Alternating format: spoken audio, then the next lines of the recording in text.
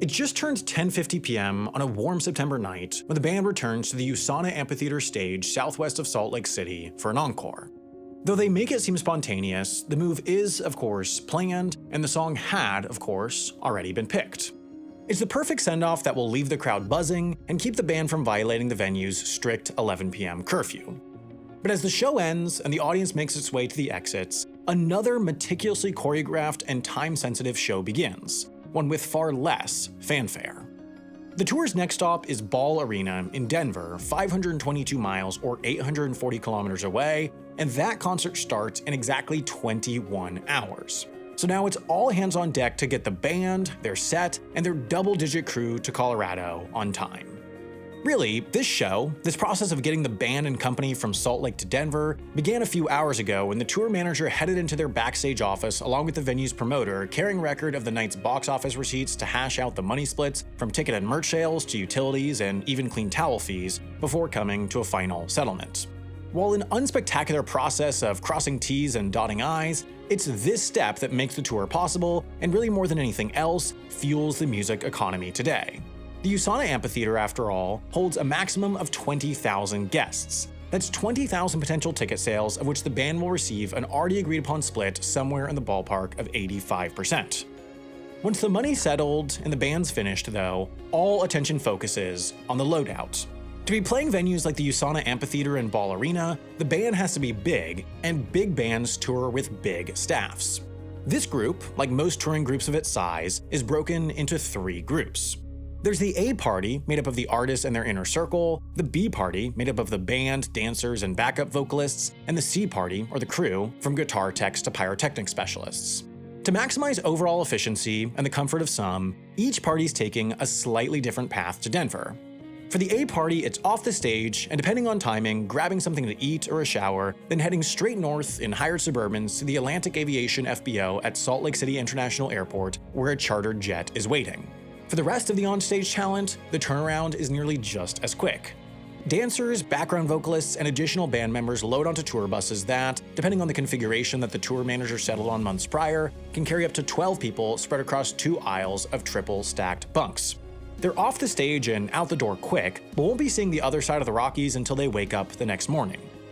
For the C party, what they brought out and put together only hours earlier now needs to be returned into their cases and rolled back into their trailers in a precisely efficient order before they too hit the road.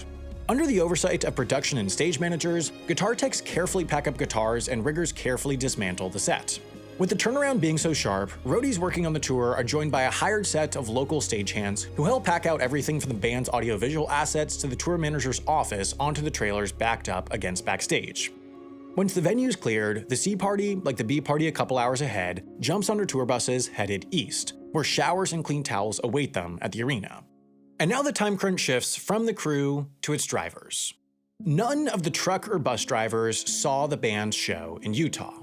They were sleeping. In fact, not until the show's end did those who were driving the B party even check out of their hotels. And only after the show's conclusion did they begin their systems check, inspecting tires and timing belts before warming up the bus. They've waited until the very last minute because their driving time is incredibly precious.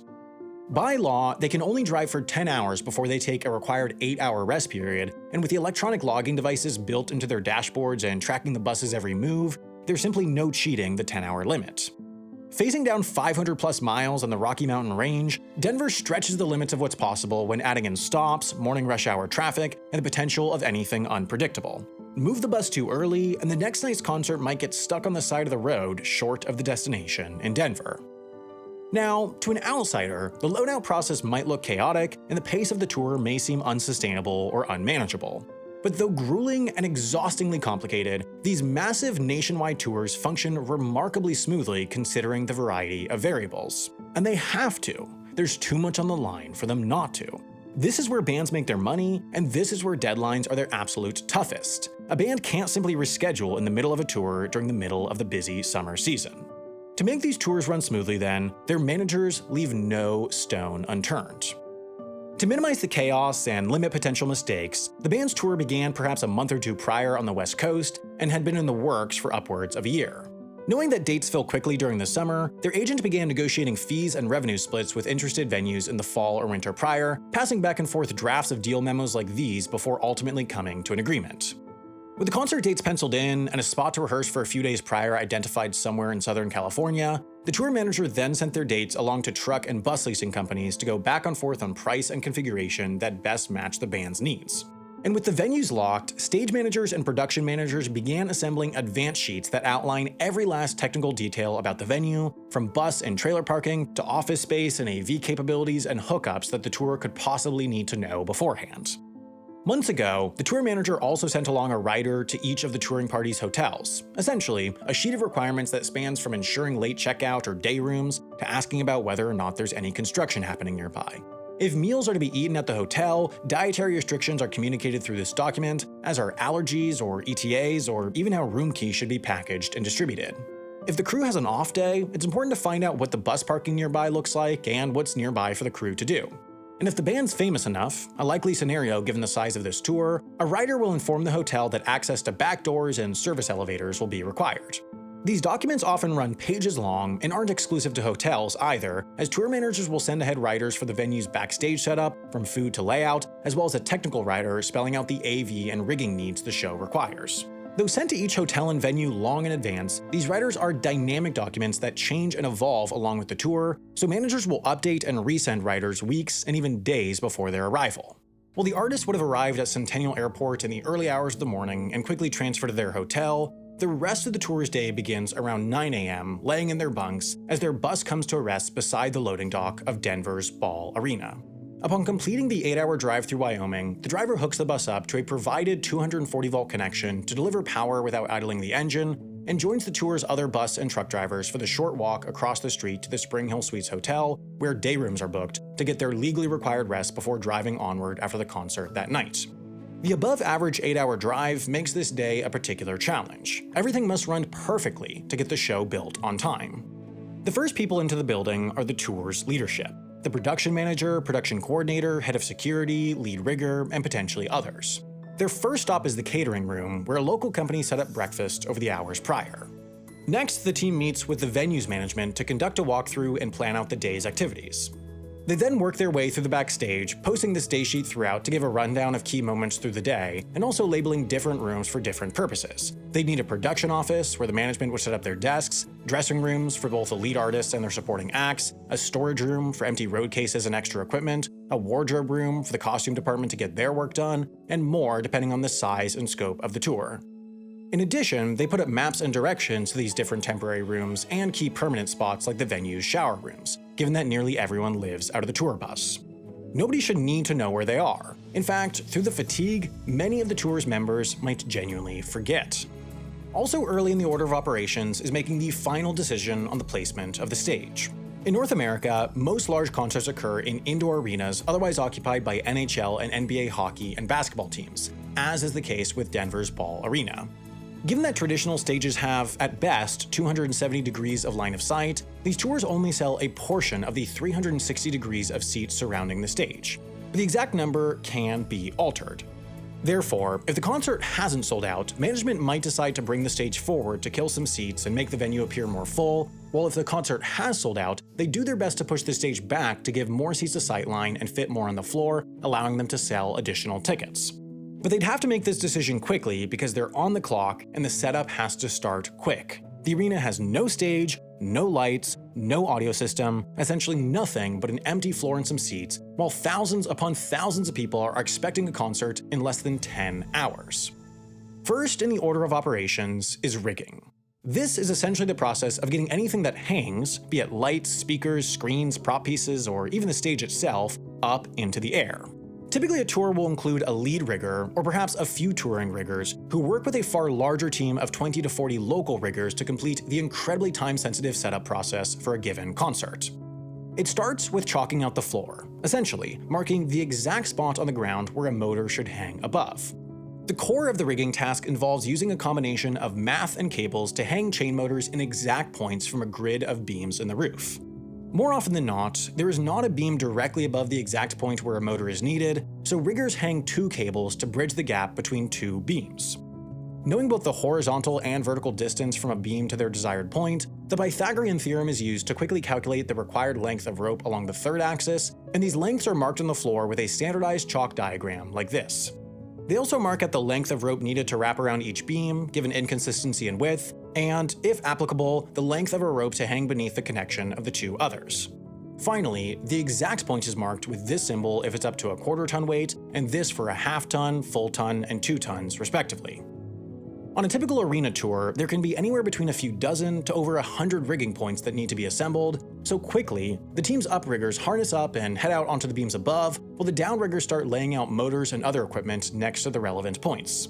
Once in place, each uprigger lets down a rope to which their downrigger ties equipment to be pulled up. First, a burlap sack is wrapped around the beam to soften the edges, then ropes are fastened around the beam, connected, and finally the chain motors are attached in the exact desired point regardless of the variance in overhead grid from arena to arena.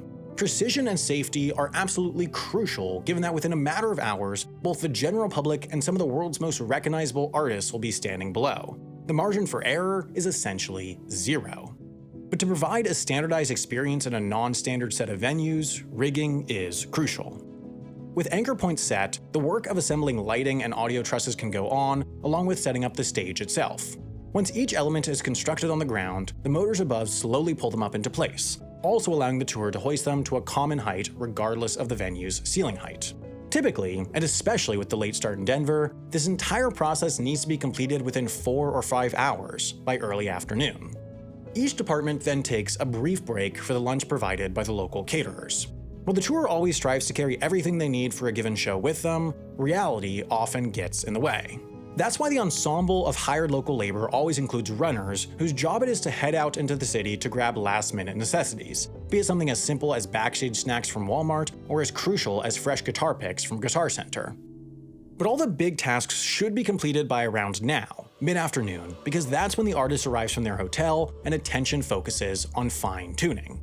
The soundcheck is a crucial milestone as it's the first test by the artists themselves of the day's setup. They play a few songs, both for calibrating the onstage audio system, which is crucial for making sure they can hear themselves properly, and testing the audience's audio system, which needs to be fine-tuned both to the venue and the style of music. As afternoon transitions into evening, the countdown to doors looms large. The tour's head of security meets with the venue security to talk through some key elements. They're in charge of passes, so they'll communicate which get access where, who can go on the floor, backstage, to the VIP room, or even to the artist's room. For the security working the stage, they'll also talk through likely moments of artist-audience interaction and what security support is needed. If the artist is going to pull audience members up on stage, for example, security likes to know in advance. And perhaps most importantly, the tour security communicates likely audience demographics and behavior. They know much better than local security the proclivities of their fans and the likelihood of rowdiness, barrier crushing, mosh pits, and other potential security risks. But finally, it's time. The lighting department switches on a pre-programmed pre-show lighting configuration, audio starts miking up the artists, security gets into place, and everyone else finally gets their first moments of calm since Salt Lake City as the doors open, the concert begins, and the tour starts its unbelievable 24-hour cycle once again. Clearly, given that you're still here, you enjoy learning about logistics. So do I, of course, which is why I was recently fascinated to learn about what went into the design and construction of the Twin Towers in New York through Neo's video on the subject. It's a great watch, and right after that you can watch the latest episode from our series, Extremities, about how Tristan da Cunha manages to survive as the world's most remote inhabited island. The story of how people manage to live all the way out there is pretty fascinating. Then you could give Real Engineering's fantastic series The Logistics of D-Day a watch, where he shines a light on the perhaps less cinematic but certainly more fascinating efforts that went into the Allies' landing on Normandy. All of this top-tier logistics content is available exclusively on Nebula, the streaming site co-founded by us creators and designed from the ground up to be the best home to the stuff we make. The economic model behind it means we can manage to fund things that wouldn't survive on YouTube, like videos about the logistics of the world's most remote places, and the fact that it's non-ad supported means we don't have to shy away from more sensitive topics like the logistics of some of the bloodiest days of World War II. Thanks to this, myself and my team have made all of these original documentaries, shows, and videos, and we keep releasing more each month.